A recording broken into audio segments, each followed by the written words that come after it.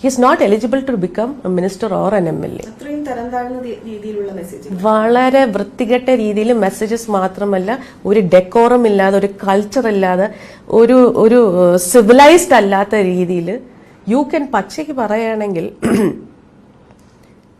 he makes dirty sounds also over the phone, just like phone or sex. I have disconnected phone on his face.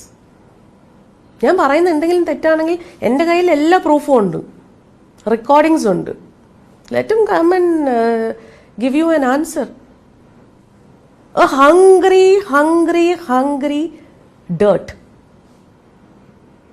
A hungry dirt, frustrated. വീട്ടിൽ കയറ്റാൻ കൊള്ളത്തില്ല. പെമ്മക്കളുള്ള വീട്ടിലോ സ്ത്രീകളുള്ള വീട്ടിലോ പ്രായം നോക്കാതെ കയറ്റാൻ കൊള്ളാത്ത ഒരു മനുഷ്യനാണ്. That is not a word to say. He is frustrated. I'm seeing him for the first time. I don't know whether he's Kadagampalli Surendran or he's Devasam board or whatever minister. I don't know all these things. So he puts his hand around my shoulder for clicking photo and I do this. നമസ്കാരം. ഈ അടുത്ത കാലത്ത് കണ്ട ഏറ്റവും രസകരമായ ഒരു കാര്യമാണ് പിണറായി വിജയൻ്റെ അതേ പാത പിന്തുടർന്ന കടകംപള്ളി സുരേന്ദ്രൻ VD സതീഷിനെതിരെ ഒരു കേസ് ഫയൽ ചെയ്തത്. അതായത് ശബരിമല കൊള്ളയുമായി ബന്ധപ്പെട്ട് ദേവസ്വം ബോർഡ് മന്ത്രിയായിരുന്ന കടകംപള്ളി സുരേന്ദ്രൻ എല്ലാ കൊള്ളയെക്കുറിച്ചും, ശബരിമലയിലെ എല്ലാ കൊള്ളയെക്കുറിച്ചും അദ്ദേഹത്തിന് അറിയാം. ആര് മോഷ്ടിച്ചു, ഏത് വഴിക്ക് മോഷ്ടിച്ചു, അദ്ദേഹത്തിന് അറിയാതെ ഒന്നും നടന്നില്ല എന്നുള്ളതാണ് VD സതീശൻ പറഞ്ഞത്. അതായത് യഥാർത്ഥ കള്ളൻ ആരാണ്? കടകംപള്ളി സുരേന്ദ്രനും അതേപോലെ മുഖ്യമന്ത്രി ശ്രീ പിണറായി വിജയനുമാണെന്നാണ് VD സതീശൻ ഇൻഡയറക്റ്റായി പറഞ്ഞതിൻ്റെ അർത്ഥം. കേരളത്തിൽ എവിടെയെങ്കിലും ഒരു കൊള്ള നടക്കണമെങ്കിൽ, ഇതേപോലെ പബ്ലിക്കായ ഗവൺമെൻറ് സ്ഥലങ്ങളിൽ, അതേ ദേവസ്വം ബോർഡുകളിൽ, ഗവൺമെൻറ് കീഴിലുള്ള ഏജൻസികളിലെല്ലാം കൊള്ള നടക്കണമെങ്കിൽ അത് പിണറായി അറിഞ്ഞിരിക്കണം. പിണറായി അറിയാതെ ഒരു തരി സ്വർണം പോലും ശബരിമലയിൽ നിന്ന് മോഷ്ടിക്കാനാവില്ല എന്നുള്ളതാണ് സത്യം. അങ്ങനെ വരുമ്പോൾ അത് അന്ന് പിണറായി വിജയൻ ആദ്യം മുഖ്യമന്ത്രിയായപ്പോൾ 2016 മുതൽ 2021 വരെയുള്ള കാലഘട്ടത്തിൽ കടകംപള്ളി സുരേന്ദ്രനായിരുന്നു ദേവസ്വത്തിൻ്റെ മന്ത്രി എന്ന നിലയിൽ ശബരിമലയിലെ കൊള്ള എങ്ങനെ നടത്തണമെന്ന് അന്നത്തെ ദേവസ്വം ബോർഡ് പ്രസിഡൻ്റായ പത്മകുമാറുമായി കൃത്യമായി പ്ലാൻ ചെയ്ത് പിണറായി വിജയൻ്റെ അറിവോടെ ഈ തട്ടിപ്പ് നടത്തിയ ആളാണ് കടകംപള്ളി എന്ന് നമുക്കെല്ലാവർക്കും അറിയാം. ആ കടകംപള്ളി ഈ പറയുന്ന ഇപ്പോൾ നടന്നിട്ടുള്ള കൊള്ളയുടെ എത്ര ഭാഗം അദ്ദേഹത്തിന് കിട്ടിയിട്ടുണ്ട്, എത്ര ഭാഗം പിണറായി വിജയന് കിട്ടിയിട്ടുണ്ടെന്ന് മാത്രമേ നമ്മൾ നോക്കേണ്ടുള്ളൂ. സാധാരണ കേരളത്തിൽ പിണറായി വിജയൻ്റെ കീഴിൽ ഒരു ഗുണ്ടാ മാഫിയ സംഘം ഭരിക്കുന്നുണ്ട്. ഓരോ വാർഡുകൾ തോറും, കേരളത്തിലെ വാർഡുകൾ തോറും, പഞ്ചായത്തിലെ വാർഡുകൾ തോറും, കോർപ്പറേഷനിലെ ഡിവിഷനുകൾ തോറും, ഈ മുനിസിപ്പാലിറ്റിയിലെ ഡിവിഷൻ തോറും ഇത്തരം തട്ടിപ്പ് നടക്കുന്നതിന് മണ്ണ് തട്ടിപ്പ്, ഭൂമി തട്ടിപ്പ്, അതേപോലെ വയൽ നിറയ്ക്കൽ, മണ്ണ് നികത്തൽ, പാറ പൊട്ടിക്കൽ, മരം വെട്ടൽ, കാട്ടിലെ മരം വെട്ടൽ, മൃഗങ്ങളെ കൊല്ലൽ, അങ്ങനെ തുടങ്ങി എല്ലാ മേഖലകളിലും പിണറായി അറിയാതെ ഒന്നും നടക്കില്ല. അതേപോലെ പോലീസ് സ്റ്റേഷനുകളിൽ ഏത് സെറ്റിൽമെൻറ്റ് നടന്നാലും പിണറായിക്കുള്ള കമ്മീഷൻ അവിടെ കിട്ടും. അങ്ങനെ ഒരു സംവിധാനമാണ് കേരളത്തിലുള്ളത്. അതിൻ്റെ ഒരു ഭാഗമാണ് പിണറായി വിജയൻ്റെ അതേപടി പിണറായി വിജയനെ കീഴിൽ നിൽക്കുന്ന ഒരാളാണ് കടകംപള്ളി സുരേന്ദ്രൻ. പിണറായി വിജയൻ അറിയാതെ കുറേ മോഷ്ടിച്ചപ്പോഴാണ് കടകംപള്ളി സുരേന്ദ്രനെ മന്ത്രിസ്ഥാനം കൊടുക്കാതെ മാറ്റി നിർത്തിയത്. അല്ലെങ്കിൽ കടകംപള്ളി സുരേന്ദ്രൻ ഈ കഴിഞ്ഞ 2021 മുതൽ 2026 വരെയുള്ള കാലഘട്ടത്തിൽ മന്ത്രി ആകാതിരുന്നതിന് കാരണം അതുമാത്രമല്ല, പെണ്ണുപിടുത്തം എന്ന് പറയുന്നത് കടകംപള്ളിയുടെ മാസ്റ്റർ പീസ് പണിയാണ്. ഇന്ന് കേരളത്തിലെ ഏറ്റവും വലിയ പെണ്ണുപിടിയൻ ആരാന്ന് ചോദിച്ചാൽ അത് കടകംപള്ളിയാണ്. അതിനെക്കുറിച്ച് വളരെ വിശദമായി പറഞ്ഞിട്ടുള്ള ആരാണ്? നമ്മുടെ സ്വപ്ന സുരേഷാണ്. ആ സ്വപ്ന സുരേഷിൻ്റെ സംഭാഷണമാണ് നമ്മൾ തുടക്കത്തിൽ തന്നെ കൊടുത്തിട്ടുള്ളത്. ഈ രണ്ടാമതൊരു സംഭാഷണം കൂടി കേട്ടോളൂ. അതായത്, നീ വരുമ്പോൾ രാവിലെ എത്തുമ്പോൾ മഴക്കോട്ടിട്ട് വരാൻ, കാരണം ആരും കാണാൻ പാടില്ല, ആരും അറിയാൻ പാടില്ല ആരാ വരുന്നതെന്നുള്ളത്. മഴക്കോട്ടിട്ട് വരുന്നത് എന്തിനാണ്? ഈ കടകംപള്ളിയെ സുഖിപ്പിക്കാൻ വേണ്ടിയിട്ടാണ് വരുന്നത്. ആ സംഭാഷണം കേൾക്കാം. ഈ സംഭാഷണം ക്രൈമാണ് ആദ്യമായി പുറത്തുവിട്ടത്. തിരുവനന്തപുരത്തുള്ള ഒരു ഹണി ട്രാപ്പുകാരിയാണ് ഈ കടകംപള്ളിയെ ഇതിൻ്റെ പേരിൽ ബ്ലാക്ക്മെയിൽ ചെയ്ത് 50 ലക്ഷം രൂപ തട്ടിയത്. കാരണം കടകംപള്ളി കൊടുത്തേ പറ്റുള്ളൂ. കാരണം കടകംപള്ളി ഈ കുട്ടിയെ ഉപയോഗിച്ചു എന്നുള്ളത് കൃത്യമായിട്ട് നമുക്കറിയാം. അപ്പോൾ കടകംപള്ളി എത്ര പേർക്ക് പൈസ കൊടുത്തിട്ടുണ്ടാവും? ഇതൊക്കെ എവിടുന്നാണ് കിട്ടുന്നത്? പെണ്ണ് പിടുത്തത്തിനാണ് ഏറ്റവും കൂടുതൽ കടകംപള്ളി പണം ചെലവാക്കുന്നത്. ലക്ഷക്കണക്കിന് രൂപയാണ് ചെലവാക്കുന്നത്. അതിനുള്ള തെളിവുകളാണ് കാമം മൂത്ത് ഭ്രാന്ത് മൂത്ത് അവസാനം കടകംപള്ളി സ്ഥലകാല വിഭ്രാന്തി ഉണ്ടായി കാണുന്ന പെൺകുട്ടികളോടൊക്കെ ഫോണിലൂടെ സംസാരിക്കുക, അവർ റെക്കോർഡ് ചെയ്യും, അത് വെച്ച് ബ്ലാക്ക്മെയിൽ ചെയ്യും. അങ്ങനെ കടകംപള്ളി പെട്ടുപോയി. അത് ആ സംഭാഷണം കൊണ്ട് കേൾക്കാം. ഹലോ, എന്താണ് ഈ നാളെ ഇതുപോലെ തന്നെയായിരിക്കുമോ? അല്ലല്ല, ഞാൻ നാളെ എന്തായാലും ഞാൻ നാളെ രാവിലെ. അല്ല, അങ്ങനെയാണെന്നുണ്ടെങ്കിൽ ഞാൻ പിന്നെ ഇനി എനിക്ക് അങ്ങനെ കബളിപ്പിക്കുന്നത് ഇഷ്ടമല്ല. അതാണ് ഞാൻ പറയുന്നത്.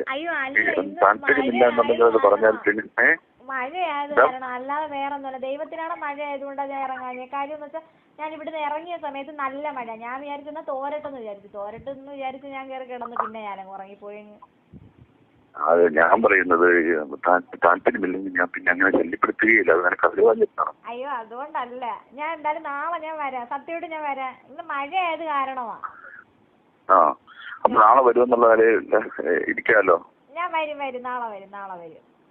ഇനി മഴ പെയ്താലോ? മഴ പെയ്യൂല. ഞാൻ നാളെ രാവിലെ ഇറങ്ങാം എന്തായാലും. ഞാൻ വരും. രാവിലെ ഇറങ്ങണം. വരാം. പിന്നെ ഉറങ്ങി നിന്ന് പറയരുത്. നമ്മൾ താല്പര്യം കാണിച്ച് സംഭവം. പിന്നെ വേറൊരു കാര്യം, രണ്ടാമത്തെ കാര്യം ഞാൻ ഒന്ന് ചോദിച്ചോട്ടെ. ഞാനൊന്നും തന്നെ ഇക്കാര്യത്തില് പേടിക്കേണ്ട കാര്യമില്ലല്ലോ. ഇല്ല, വേണ്ട. എന്നെ വിശ്വസിക്കും. ലോകത്താരോടും ഈ കാര്യങ്ങൾ പറയില്ലല്ലോ. ഇല്ല, ഞാൻ പറയൂല. ഉറപ്പ് തന്നെ? ഞാൻ ആരോടും പറയൂല.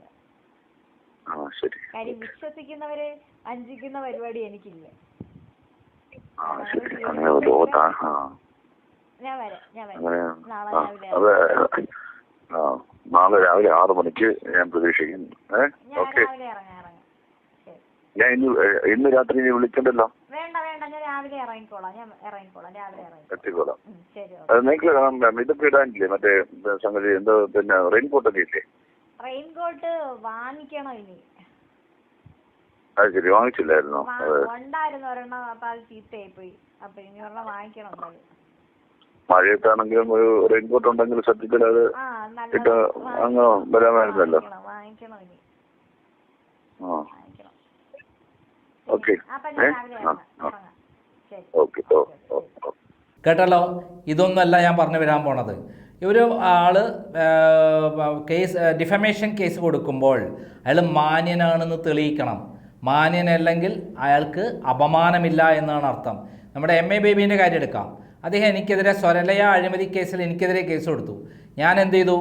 കവിയൂർ കേസിൽ അദ്ദേഹം അനഘ എന്ന് പറയുന്ന പെൺകുട്ടിയെ ബലാത്സംഗം ചെയ്ത കാര്യം പച്ചയായി ചോദിച്ചു. അദ്ദേഹത്തിന് ഉത്തരം മുട്ടി അവസാനം സമ്മതിക്കേണ്ടി വന്നു. കാരണം നേരിട്ട് സമ്മതിക്കണ്ട, അദ്ദേഹം വക്കീൽ നോട്ടീസ് അയച്ചിരുന്നു. അദ്ദേഹം കേസ് ഫയൽ ചെയ്തില്ല. കേസ് ഫയൽ ചെയ്യാത്തത് കൊണ്ട് എന്തുകൊണ്ടാണ് നിങ്ങൾ കേസ് ഫയൽ ചെയ്യാത്തത്? അതിനർത്ഥം ഞാൻ പറഞ്ഞ കാര്യങ്ങൾ സത്യമാണ് എന്നുള്ളതുകൊണ്ടാണ്. ഇതിൻ്റെ റിപ്പോർട്ട് എവിടെയുണ്ട്? കൃത്യമായി ജസ്റ്റിസ് ബസന്തിന് വന്നൊരു കത്താണ്.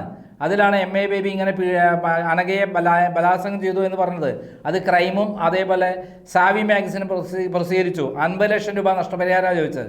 5 പൈസയ്ക്ക് അദ്ദേഹം നഷ്ടപരിഹാരം വേണ്ട, കാരണം മാനനഷ്ടം ഉണ്ടായില്ല എന്നുള്ളതുകൊണ്ടാണ് അദ്ദേഹം കേസ് ഫയൽ ചെയ്യാതിരുന്നത്. ഇതേപോലെയാണ് ഇപ്പോൾ കടകംപള്ളി 2 കോടി രൂപയ്ക്കാണ് VD സതീശനെതിരെ നോട്ടീസ് അയച്ചത്. ഇപ്പോൾ കേസ് ഫയൽ ചെയ്തത് വെറും 10 ലക്ഷം രൂപയ്ക്കാണ്. അത് 1,90,90,00,000 മാനനഷ്ടം ആർക്കില്ല?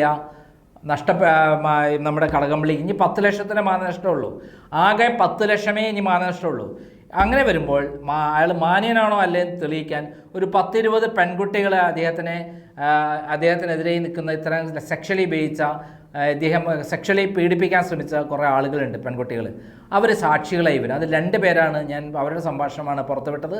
അങ്ങനെ വരുമ്പോൾ ആദ്യം തന്നെ എന്തായിത്തീരും? ഈ കാര്യത്തിൽ കടകംപള്ളി മാന്യനാണോ അല്ലേ? മാന്യതയുണ്ടെങ്കിലല്ലേ മാനനഷ്ടം ഉണ്ടാവുള്ളൂ. അയാൾക്ക് എത്ര മാന്യത ഉണ്ടാവും?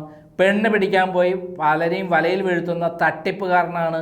അയാളെ വീട്ടിൽ പോലും കയറ്റാൻ പറ്റില്ല എന്നാണ് ആര് പറഞ്ഞത്? നമ്മുടെ സ്വപ്ന സുരേഷ് പറഞ്ഞത്. ഏത് വിധേനെങ്കിലും വലയിൽ വീഴ്ത്താൻ നമ്മുടെ കടകംപള്ളി ശ്രമിച്ചിരുന്നു എന്നുള്ള കാര്യം. അപ്പോൾ കോടതിയിൽ എത്തിക്കഴിഞ്ഞാൽ സ്വപ്ന സുരേഷും അതേപോലെ നമ്മുടെ ഈ മഴക്കോട്ട് ഇട്ട് വരാൻ പറഞ്ഞ പെൺകുട്ടിയും കോടതിയിൽ ഹാജരാകേണ്ടി വരും. അങ്ങനെ വരുമ്പോൾ എന്തു ചെയ്യും നമ്മുടെ കടകംപള്ളിക്ക്? കടകംപള്ളിൻ്റെ ഉള്ള ഡ്രസ്സും കൂടെ വലിച്ചൂരി ഇല്ലാതാക്കി നഗ്നനാക്കി കോടതിയിൽ നിർത്തുന്ന അവസ്ഥ ഒന്ന് ആലോചിച്ച് നോക്കൂ.